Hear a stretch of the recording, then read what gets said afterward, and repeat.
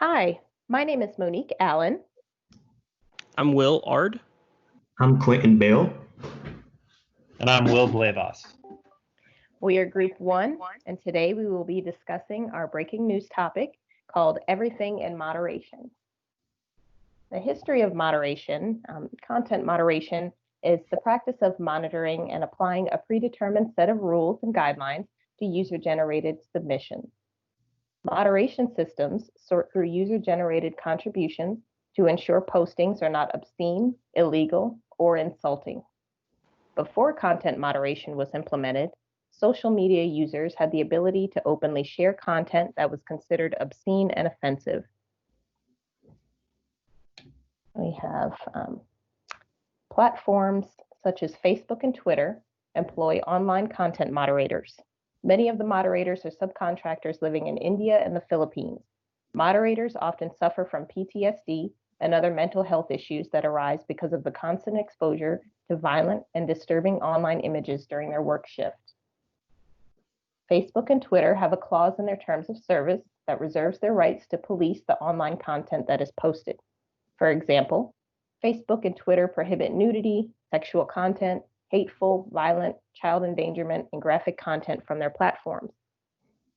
The next slide, we're going to discuss some events that have encouraged and discouraged moderation. In February 2020, Facebook released a white paper called Charting a Way Forward on Online Content Regulation. The purpose of this white paper was to discuss ways to hold internet platforms accountable in efforts to keep people safe. So some events that have encouraged moderation were the 2016 and upcoming 2020 presidential elections. The media was used to sway public opinion. And then we have the spread of misinformation, hate speech, racism, violent and extremist content. We have a couple of events that discourage moderation, or consumer privacy concerns and fear of overregulation. So next up, we are going to have William Ard. Hey, so I'm just going to go over some ways that the internet kind of inherently discriminates. The internet has always been for the privileged. When computers came out, they were for people who had enough money to buy a computer or work somewhere where there were computers available. And then when the internet came out, it was the same story. The internet is primarily written in English, especially in the United States. So as it is now, there's a digital divide between, for a variety of reasons. The elderly were not alive, or were alive and working in conditions without computers, and they kind of missed the educational steps to learn about computers. People who can't afford computers and internet don't have access, and there's a racist element to it, just because of the way that poverty works in our society, but also the language aspect of it. Because so many websites are in English, if you don't speak English inherently, you're at a loss. Google Translate exists on, sometimes built into browsers, but also on several websites. Still, you have to agree to the terms of service in English before you translate the content. And in those terms of service, it states that when there are disputes about the content of a website, they're going to use the English version of the website opposed to the Spanish one, and that they're not liable for any kind of translation into another language.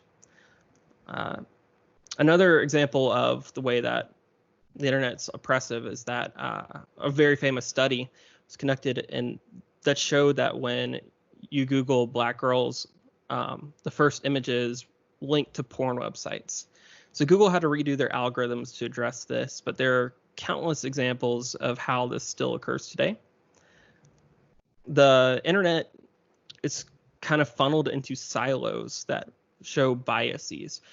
The way that targeted advertising works is that when you're interested in something, it continues to show that product or that interest. And everyone kind of gets stuck into ruts. When I Google something, it's going to be different than your search results.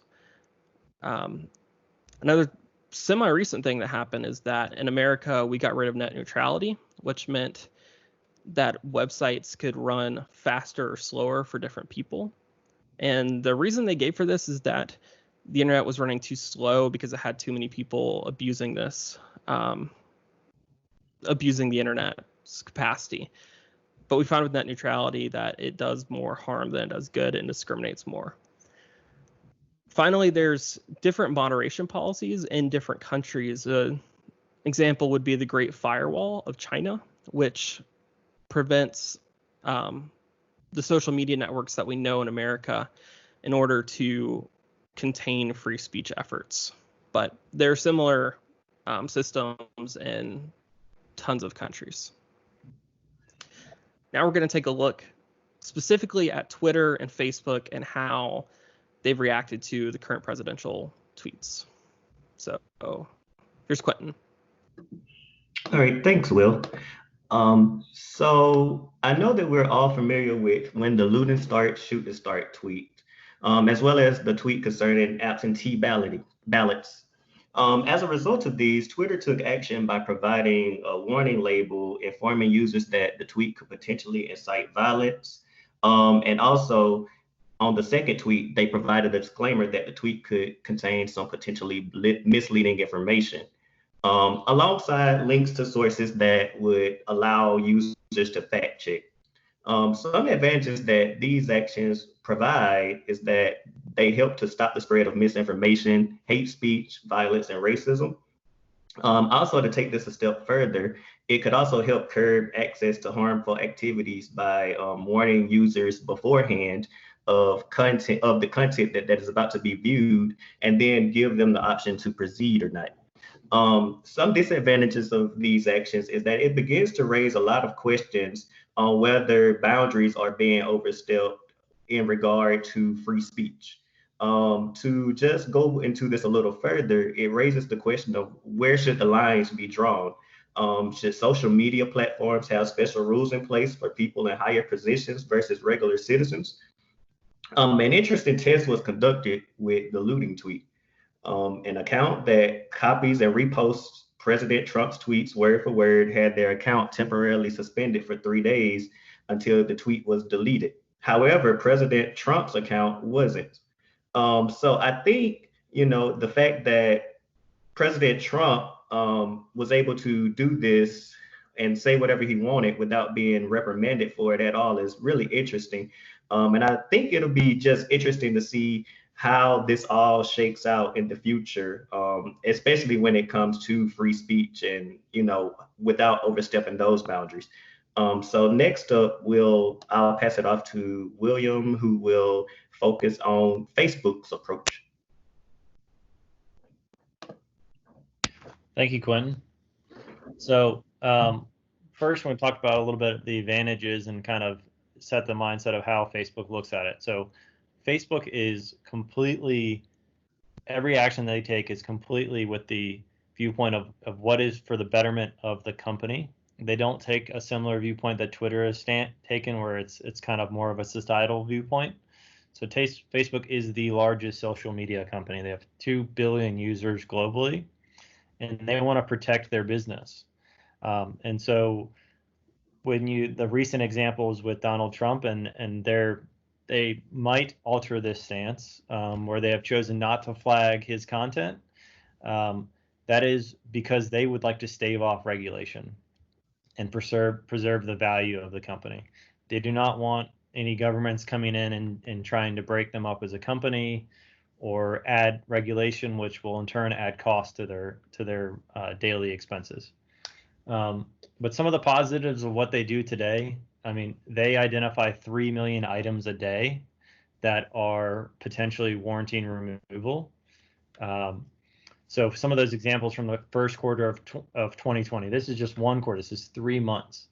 They removed 11 million occurrences of dangerous organizations, that's a terrorism or organized hate, 9.6 million occurrences of hate speech, 8.6 million occurrences of child nudity, 2.3 million occurrences of bullying or harassment. So that's a great, that just kind of helps to put into perspective everything that they have to monitor, and just the amount of mass that they have to go through if they're removing that in just 3 months. Okay. So one of the downsides is Facebook utilizes AI, which is a wonderful tool. It can go through a video in seconds instead of having to watch the whole thing and determine if the content of that video needs to be reviewed. But it doesn't understand human sarcasm. So there are things that could be offensive or it could incite violence or something like that, there's a nuance in the English language that AI just is not going to pick up, and it requires a human to do that. And so for that, Facebook has some human moderators. Today it employs about 15,000, and most of them are employed by a third party. To give you, and Monique touched on this earlier, but that is a job that is like any other in terms of a burden. So these people have to sign a waiver that says, it is possible that reviewing such content may impact my mental health and even lead to post-traumatic distress disorder. I think all of us can say that we probably would turn that job down. But they're taking advantage of people that need a job. And so this is a huge downside for what they're doing today. Yesterday, there was a report published by the NYU Stearns Center of Business and Human Rights that recommended, amongst other things, that Facebook at minimum double the number of moderators that they utilize. Additionally, Facebook and other social media platforms have become a platform to incite hate or violence by government leaders or militaries, because Facebook doesn't want to poke the local bear, so that they kind of act as appeasing a local government, as everyone has seen with Donald Trump and his unprecedented benefit of the doubt, where he's able to spread information and incite incendiary statements. So one last example I want to touch on is Myanmar. In 2018, the United Nations investigators declared that Facebook had played a determining role in the ethnic cleansing of Myanmar's minority Rohingya Muslims by the country's militia and allied military groups. This is the killing of 10,000 people, and the UN is saying that Facebook had a substantial role in it. Addition from those 10,000 people, there's also the displacement of 700,000 people. So moderation of Facebook and social media companies in general has a huge impact on our society. And Quentin is going to come back and touch on some of the other smaller social media companies and their stance. All right.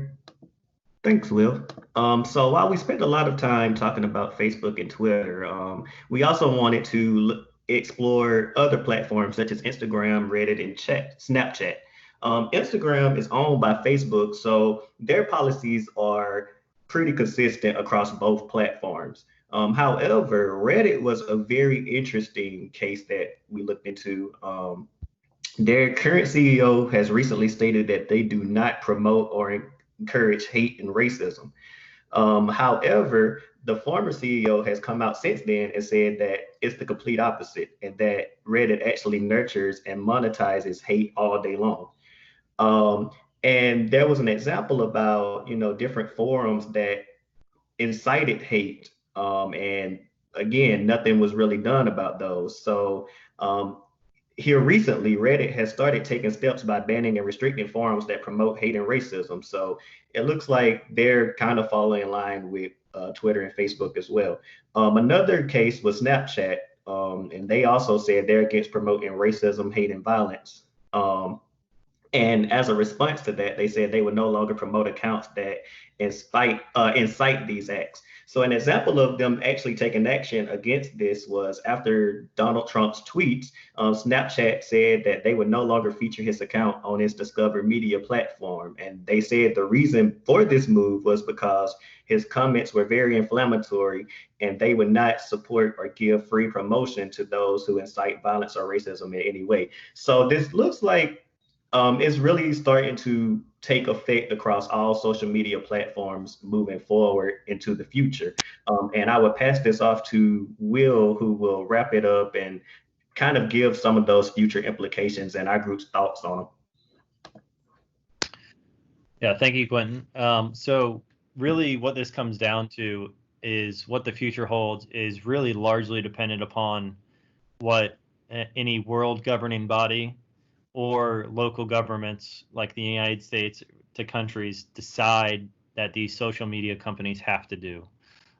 So with Facebook's white paper charting a way forward on online content regulation, they actually laid out 4 pretty simple and important questions. And so that's what we have listed here. And so our group is, we have no idea how governments are going to react, but our hope is that a global governing body will take a planned approach similar to what Facebook has laid out here. And our hope is that whatever is taken, the steps that are taken, ensure freedom of speech and freedom of expression for everybody in the world. We understand that not every country globally has those same freedoms that we have here, but we would hope that at minimum, whatever steps are taken, reserve that right to be given to them. So it could be at the country level that a country doesn't provide free speech, but the global organization's opinion is that for social media platforms and internet companies, the right of the user has freedom of speech and freedom of expression remains.